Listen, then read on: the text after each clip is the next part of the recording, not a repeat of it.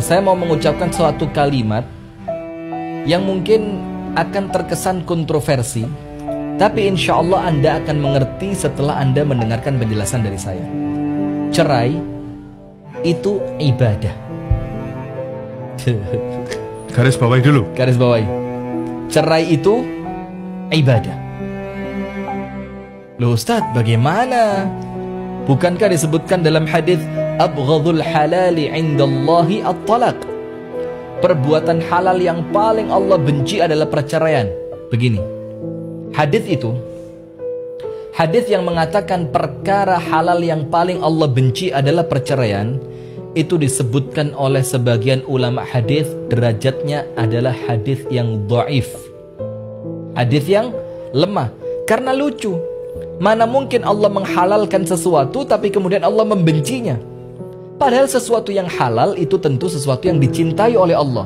Nah, maka termasuk ketika kita ngomong perceraian, saya ulang sekali lagi, tolong diperhatikan dengan baik agar tidak menjadi kesalahpahaman. Cerai itu ibadah ketika memang perceraian itu mendekatkan kita kepada Allah. Caranya dijalankan sesuai apa yang diajarkan oleh Allah. Nomor satu, cerai itu ibadah kapan? Ketika dengan bercerai Anda semakin dekat kepada Allah.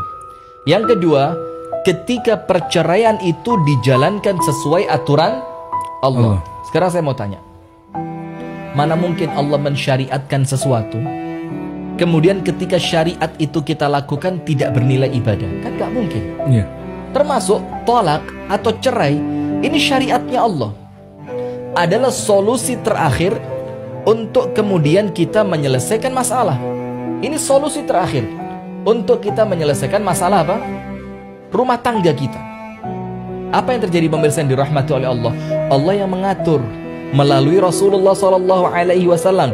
Bahkan ada di antara istri Rasulullah yang Rasulullah menceraikannya bukan karena apapun, tapi ingin mencontohkan kepada kita bagaimana perceraian, apa syariatnya perceraian. Maka ketika perceraian itu dalam rangka taat kepada Allah, loh Ustaz, kok cerai dalam rangka taat kepada Allah? Lihat sekarang, ada nggak rumah tangga yang ketika dipertahankan malah semakin menjauhkan dia dari Allah? Ada. Ketika suaminya bukan suami yang baik, ketika suaminya bukan suami yang taat kepada Allah, ketika suaminya yang menjadikan rumah tangga itu semakin jauh dari Allah, suaminya sering mabuk-mabukan, perceraian itu ibadah. Karena ini merupakan solusi yang Allah berikan untuk rumah tangga yang memang betul-betul mentok tidak bisa lagi dipertahankan.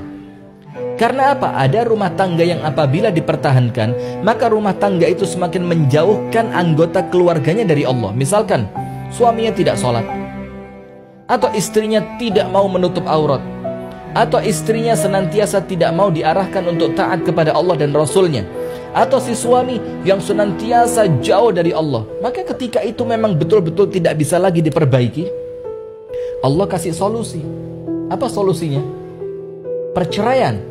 Tapi ingat, niatannya untuk Allah, bukan untuk orang ketiga. Niatannya untuk mendekat kepada Allah, niatannya untuk semakin memilih Allah dibanding memilih pasangan yang menjauhkan dia dari Allah.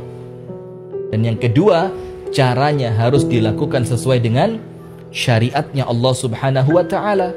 Karena kalau cerai itu bukan ibadah, maka Allah tidak akan mensyariatkannya. Ketika Allah mensyariatkan, berarti cerai itu adalah ibadah. Maka yang ketiga, untuk Anda yang sedang dalam proses perceraian, tenang saja. Apabila niatan Anda benar untuk menjaga agama Anda, untuk lebih memilih Allah dibandingkan pasangan Anda, maka insya Allah selama itu dilakukan dengan cara yang benar sesuai dengan syariat Allah, maka perceraian itu adalah ibadah.